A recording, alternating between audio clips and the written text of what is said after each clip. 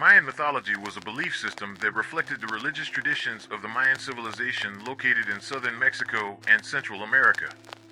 It was undoubtedly one of the most interesting civilizations in South American mythologies before the Spanish colonies. Their advanced writing systems, complex calendars, and knowledge of astronomy and architecture were well ahead of their time. They built pyramids with advanced architectural techniques like the Egyptians. Like the Aztecs, human sacrifices for religious reasons also made Mayan mythology interesting. What we know about Mayan mythology was thanks to the hieroglyphic writings engraved on stone monuments and temples and the Popol Vuh, Book of Men, written down by the Spanish colonialists.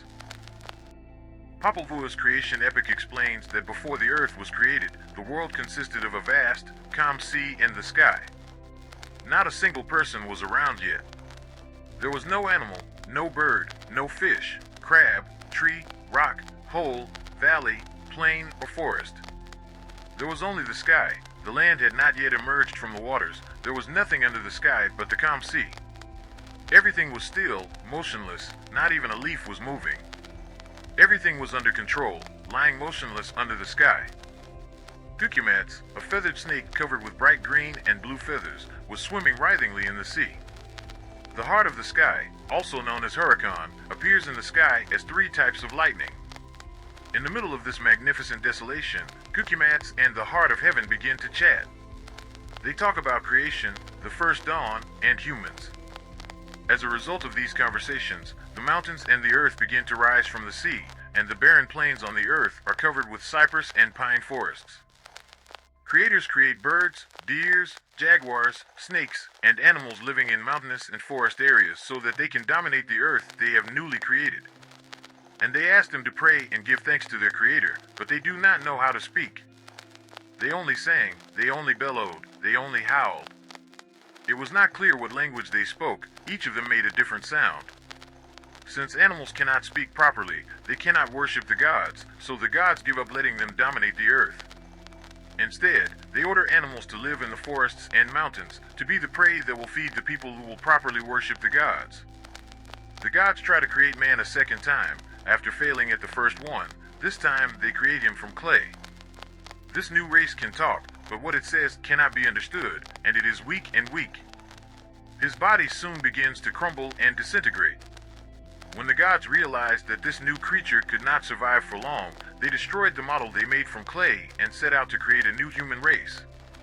After unsuccessful attempts, Heart of Heaven and Cucumats consult the old fortune-telling couple Spiakok and Zmukane.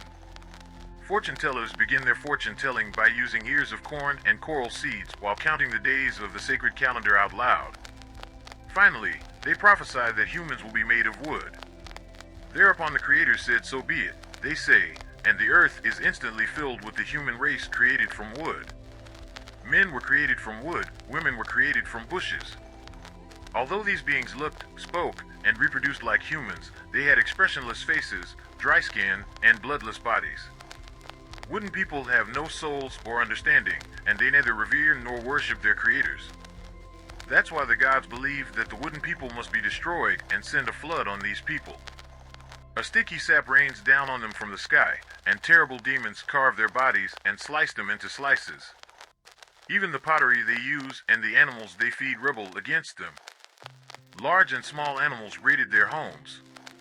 They smashed their faces into pieces with wood and stones. Everything spoke, water jugs, tortilla pans, pots, dogs, hand mills, everything crushed their faces.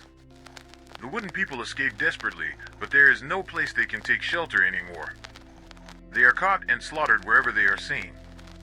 The seeds of the wooden people who survived this massacre are forest monkeys. The gods left these inappropriate creatures as an example to the world. Finally, the gods found the right method. From plants they created 4 men and then 4 women to fit the 4 corners of the earth. If you want this kind of information to come, please do not forget to subscribe to my channel.